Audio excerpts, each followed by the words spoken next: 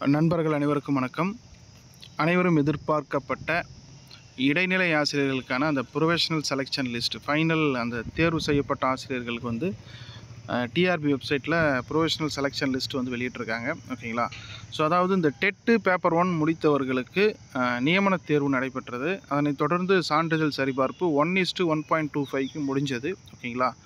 So CV லிஸ்ட்டும் விட்டாங்க, சிவியும் முடிஞ்சது. இப்போ வந்து அதுக்கான ஃபைனல் ப்ரொஃபஷனல் செலெக்ஷன் லிஸ்ட்டு விட்டுருக்காங்க. அதில் தேர்வு பெற்ற அனைத்து நண்பர்களுக்கும் வாழ்த்துக்கள். இதில் வந்து குறிப்பாக என்ன சொல்லியிருக்காங்க அப்படின்னு பார்த்தோம்னா, இது வரைக்கும் வந்து என்னென்ன நடந்தது, எப்போது டேட் ஆஃப் எக்ஸாமு, அதுக்கப்புறம் ரிசல்ட்டு, சிவி, அதை பற்றின டீட்டெயில்ஸ் எல்லாமே கொடுத்துருக்காங்க. படித்து பாருங்கள். இதில் முக்கியமான தகவல் என்ன கொடுத்துருக்காங்க அப்படின்னு பார்த்தோம்னா, எல்லா வகையான அந்த இன சுழற்சி, அந்த டேர்ம்ஸ் படி தமிழ் வழி, இன சுழற்சி எல்லாத்தையும் ஃபாலோ பண்ணி இன்று, அதாவது 31/5/2025 வெள்ளிக்கிழமை வந்து அந்த தற்காலிக தெரிவு பட்டியல், ஓகேங்களா, தற்காலிக தெரிவர் பட்டியல் வந்து விட்டுருக்காங்க. மேபி வந்து ரிவைஸ்டு ப்ரொஃபஷனல் செலெக்ஷன் லிஸ்ட் கூட வரலாம். ஏன்னா பிடிக்கு வந்து பார்த்திங்கன்னா ப்ரொஃபஷனல் செலெக்ஷன் லிஸ்ட்டு வந்தது, அதுக்கப்புறம் ரிவைஸ்டு ப்ரொஃபஷனல் செலெக்ஷன் லிஸ்ட்டும் வந்தது. அதனால தான் வந்து தற்காலிக அப்படிங்கிற ஒரு வேர்டை வந்து பயன்படுத்துகிறாங்க. ஓகேங்களா?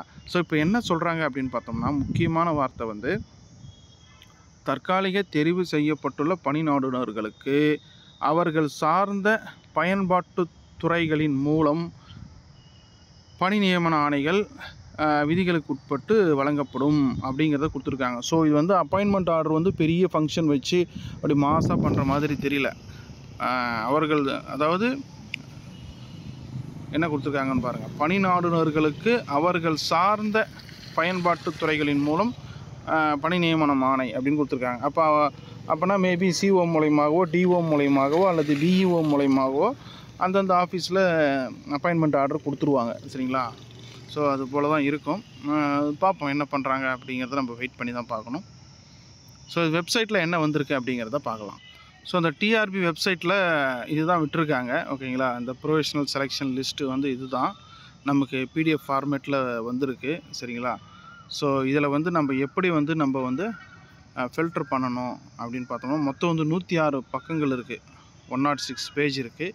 இதில் உங்களோட நேமை வந்து நீங்கள் சர்ச் பண்ணணும் அப்படின்னு பார்த்தீங்கன்னா, இங்கே மேலே இருக்கக்கூடிய இந்த 3 டாட்டை கிளிக் பண்ணிவிட்டு கீழே வந்து ஃபைண்டு பேஜ்னு இருக்குது பாருங்கள், இங்கே இருக்குது பாருங்கள். ஓகேங்களா? ஃபைண்ட் இன் பேஜ் அதை கிளிக் பண்ணிங்கன்னா இங்கே ஒரு சர்ச் வரும். அதில் போய்ட்டு உங்களோட நேமோ நம்பரோ ஏதாவது நீங்கள் டைப் பண்ணலாம். ஓகேங்களா?